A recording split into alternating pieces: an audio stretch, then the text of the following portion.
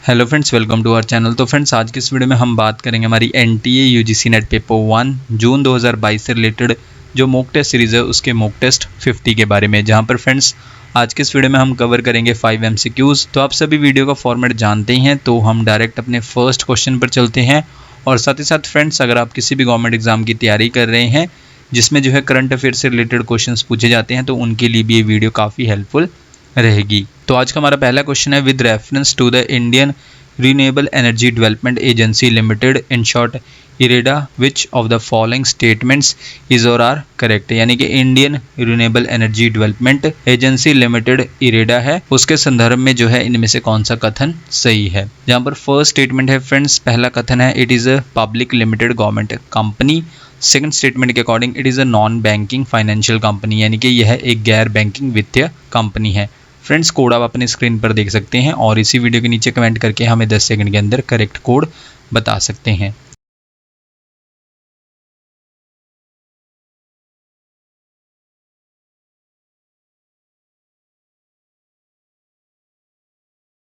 Friends, इनमें से correct code है कोड बी। कोड बी के अकॉर्डिंग क्या है, बोथ, यानी कि दोनों स्टेटमेंट्स करेक्ट हैं। किसके बारे में? Indian renewable energy development agency limited in short IREDA के बारे में। फ्रेंड्स, हमारी करेक्ट स्टेटमेंट्स कुछ इस प्रकार से हैं, जहां पर नंबर 1 स्टेटमेंट क्या थी कि एक पब्लिक लिमिटेड गवर्नमेंट कंपनी है, और साथ ही साथ स्टेटमेंट सेकंड के अकॉर्डिंग ये एक नॉन बैंकिंग फाइनेंशियल कंपनी है, यानी कि ये गैर बैंकिंग वित्तीय कंपनी है। तो ये दोनों स्टेटमेंट्स करेक्ट हैं इरेडा के बारे में। इसके बाद फ्रेंड्स, इरेडा जो है एक पब्लिक लिमिटेड गवर्नमेंट कंपनी है जिसे इस्टेब्लिश किया गया था as a non banking financial institution. इसे इस्टेब्लिश किया गया था कब? 1987 में, प्रमोट करने के लिए, डेवलप करने के लिए, यानी कि विकसित करने के लिए, और एक्सटेंड करने के लिए जो फाइनेंशियल असिस्टेंस है, यानी कि वित्तीय सहायता है, किसके लिए? ताकि सेटअप किया जा सके प्रोजेक्ट्स को। और वो प्रोजेक्ट्स किससे रिलेटेड होंगे? New and renewable sources of energy से रिलेटेड, और साथ ही साथ एनर्जी एफिशिएंसी या फिर एनर्जी कंजर्वेशन, यानी कि एनर्जी के संरक्षण से जुड़े होंगे वो प्रोजेक्ट्स। और मोटो क्या होगा? एनर्जी फॉर एवर, यानी कि मोटो क्या है?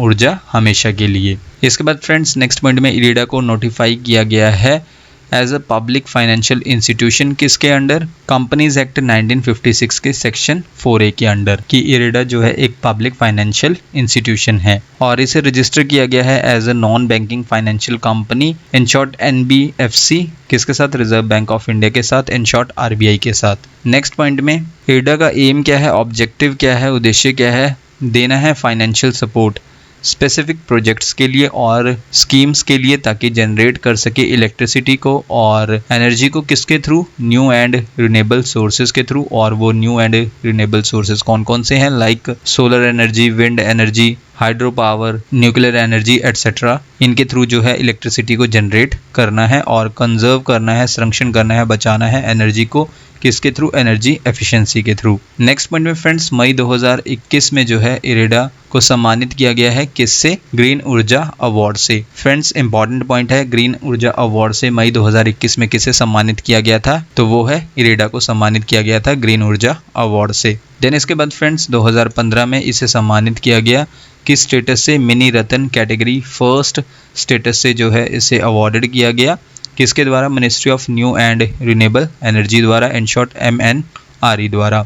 और इरेडा का हेडक्वार्टर्स कहाँ पर है? ये लोकेटेड है न्यू दिल्ली में। नेक्स्ट पॉइंट में फ्रेंड्स, एक क्वेश्चन इस तरह से भी बनता है कि what is the full form of IREDA? Full form क्या है इरेडा का? Indian renewable energy development agency, ये फुल फॉर्म है इरेडा का। देन इसके बाद एक क्वेश्चन कुछ इस प्रकार से है कि what is the role of IREDA in the renewable energy sector, यानी कि रोल क्या है इरेडा का रिन्यूएबल एनर्जी सेक्टर में, नवीकरणीय ऊर्जा क्षेत्र में जो है रोल क्या है इरेडा का? मेन रोल है इरेडा का प्रोवाइड करना है फाइनेंशियल असिस्टेंस स्कीम्स और प्रोजेक्ट्स को इनोवेटिव अप्रोच के साथ, ताकि प्रोड्यूस कर सके एनर्जी को, किसका यूज़ करके? न्यू एंड रिन्यूएबल रिसोर्सेज का यूज़ करके। और साथ ही साथ इंश्योर करना है, पक्का करना है, सुनिश्चित करना है कि एनर्जी का भी कंजर्वेशन हो, यानी कि एनर्जी को भी बचाया जा सके। नेक्स्ट क्वेश्चन फ्रेंड्स, इसी क्वेश्चन से रिलेटेड कि what is the nodal ministry of IREDA? Nodal ministry है इरेडा के लिए, वो है ministry of new and renewable energy, in short MNRE। ये मिनिस्ट्री रिलेटेड है किससे? इरेडा से। और ये मिनिस्ट्री किसके लिए है? मैनेजमेंट के लिए है इरिडा की। इसके बाद फ्रेंड्स नेक्स्ट क्वेश्चन हमारा question number 2, who became the first women vice chancellor in short VC of the Jawaharlal Nehru university in short JNU for a 5 years term, यानी कि 5 साल के कार्यकाल के लिए जवाहरलाल नेहरू विश्वविद्यालय की पहली महिला कुलपति कौन बनी है?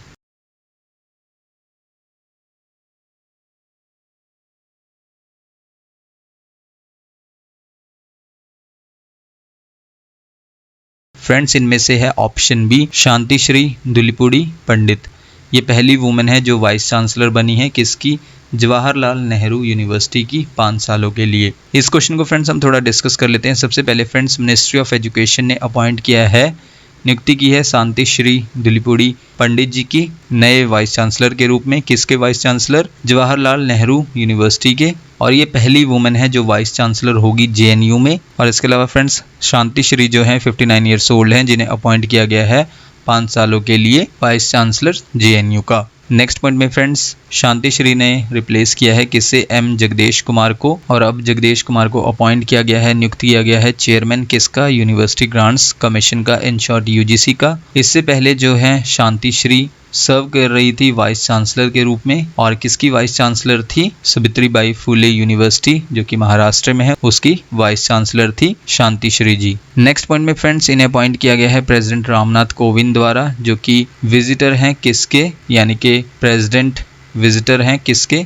JNU के, जवाहरलाल नेहरू यूनिवर्सिटी के। विजिटर कौन होता है? प्रेसिडेंट। नेक्स्ट पॉइंट फ्रेंड्स एक और इम्पॉर्टेंट पॉइंट है, 2019 में जो है नजमा अख्तर पहली फीमेल वाइस चांसलर बनी थी। सेंट्रल यूनिवर्सिटी है जो दिल्ली में। कौन C central university? Jamia Millia Islamia, उसकी जो है पहली फीमेल वाइस चांसलर बनी थी। कौन? नजमा अख्तर। कब? 2019 में। और यूनिवर्सिटी की जो 99 ईयर की हिस्ट्री थी उसमें जो है ऐसा पहली बार हुआ था कि कोई वुमेन ने जो है चार्ज लिया है यूनिवर्सिटी का as a vice chancellor. Next question है फ्रेंड्स क्वेश्चन नंबर 3 में आपको बताना है who got appointed as the new director of NCERT of 5 years by succeeding Harikesh Senapati, यानी कि हरिकेश सेनापति की जगह 5 साल के NCERT के नए निदेशक के रूप में किसे नियुक्त किया गया है?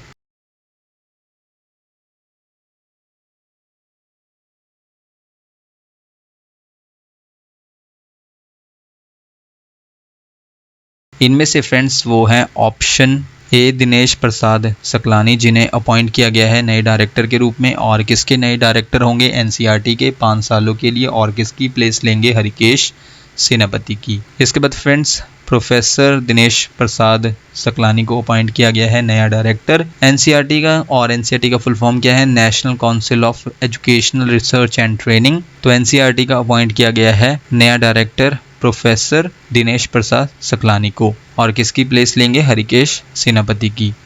इसके अलावा फ्रेंड्स NCERT का हेडक्वार्टर्स कहाँ पर है? न्यू दिल्ली में। NCERT के फाउंडर कौन है? Government of India.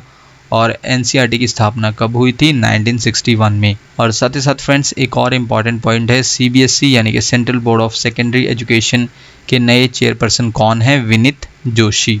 Next question है friends question number 4, Atal innovation mission in short AIM and NITI Aayog have partnered with which of the following organization to launch the community innovator fellowship in short CIF, यानी कि अटल innovation mission और नीति आयोग ने community innovator fellowship launch करने के लिए निम्नलिखित में से किस संगठन के साथ भागीदारी की है?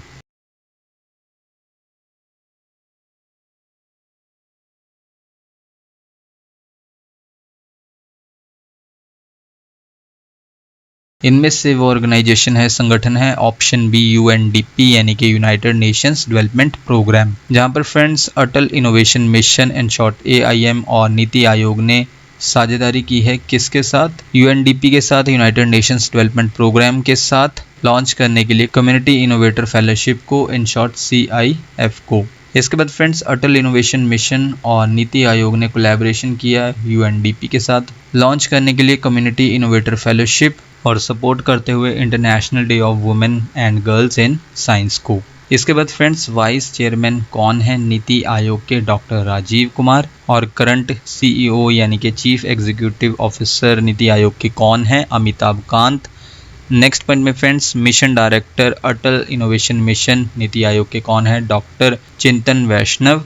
इसके अलावा हमारा नेक्स्ट पॉइंट है इंडिया का पहला Atal community innovation centre in short ACIC को इनॉग्रेट किया गया था कहाँ पर? विवेकानंद ग्लोबल यूनिवर्सिटी जयपुर में। और ये पहला सेंटर होगा कंट्री का जिसे सेटअप किया गया है गवर्नमेंट ऑफ इंडिया द्वारा, अटल इनोवेशन मिशन और नीति आयोग द्वारा। इसके अलावा फ्रेंड्स हमने क्वेश्चन में बात की international day of women and girls in science के बारे में, जहाँ पर friends international day of women and girls in science को हर साल सेलिब्रेट किया जाता है और इसे अपनाया गया था यूनाइटेड नेशंस जनरल असेंबली द्वारा प्रमोट करने के लिए कि फुल और इक्वल एक्सेस हो, यानी कि इक्वल पहुंच हो और पार्टिसिपेशन हो किसका? फीमेल्स का। किसमें? साइंस में, टेक्नोलॉजी, इंजीनियरिंग और मैथमेटिक्स फील्ड्स में जो है फुल और इक्वल एक्सेस और पार्टिसिपेशन हो किसका?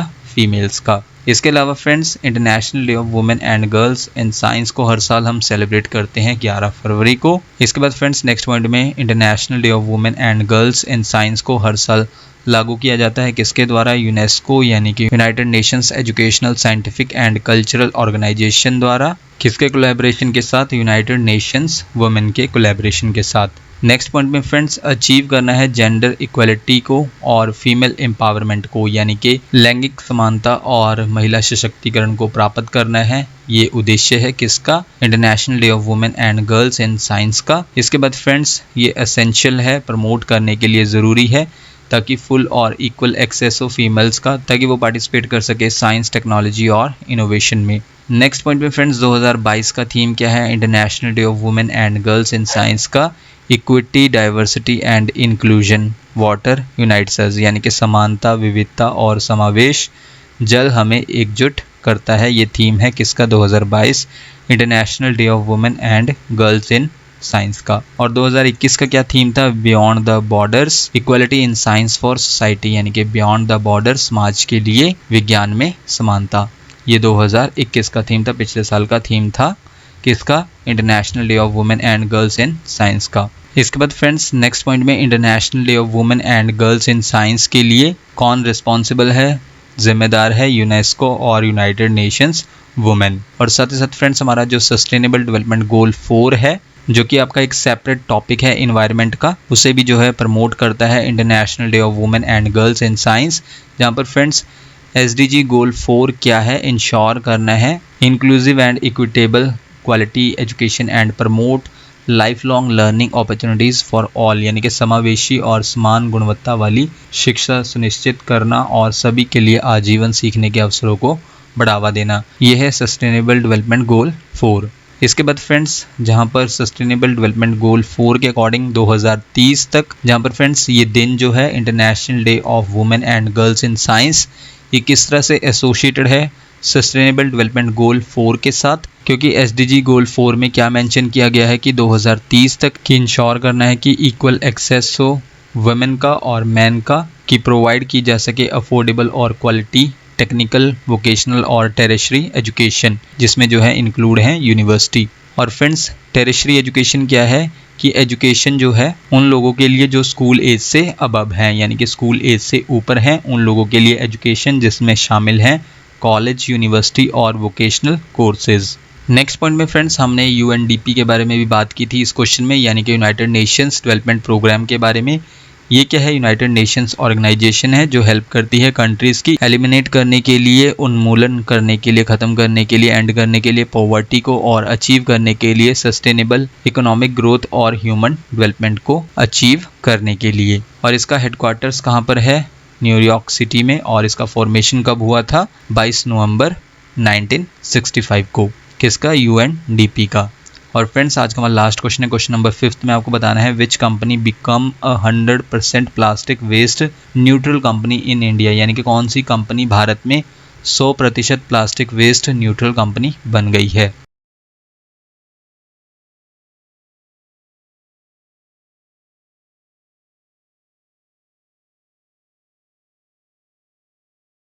इनमें से फ्रेंड्स वो कंपनी है ऑप्शन बी डाबर, जो बन गई है 100% plastic waste neutral company India में। इसके बाद फ्रेंड्स डाबर बन गई है इंडिया की पहली plastic waste neutral fast moving consumer goods in short FMCG company, जो रिसाइकल करती है अपने 100% प्लास्टिक को जो उनके द्वारा प्रोडक्ट को पैक करने के लिए बेचा जाता है प्लास्टिक, उसको 100% रिसाइकिल करती है। इसके बाद फ्रेंड्स, प्लास्टिक वेस्ट न्यूट्रल का मतलब क्या है कि प्रोसेस करना है और रिसाइकिल करना है same amount of plastic waste को। जितना जो है डाबर सेल करती है अपने प्रोडक्ट की पैकेजिंग में, उतने ही प्लास्टिक को जो है रिसाइकिल करना है, प्रोसेस करना है, तो ये क्या होता है प्लास्टिक वेस्ट न्यूट्रल। इसके अलावा फ्रेंड्स, डाबर ने अनाउंस किया था कि लॉन्च किया जाएगा सेव द एनवायरनमेंट कैंपेन को, कहाँ पर, हिमाचल प्रदेश में, क्रिएट करने के लिए अवेयरनेस को किनके बीच में, कम्युनिटीज़ के बीच में, ताकि मैनेज कर सके प्लास्टिक वेस्ट को, कहाँ पर, घरों में। तो फ्रेंड्स, ये थी हमारी आज की वीडियो जिसमें जो है हमने 5 MCQs को कवर किया। आप हमें इस वीडियो के नीचे कमेंट करके बता सकते हैं कि आपने total questions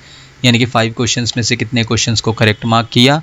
next video friends आपको जल्दी चैनल पर मिल जाएगी। So thank you friends for watching this video.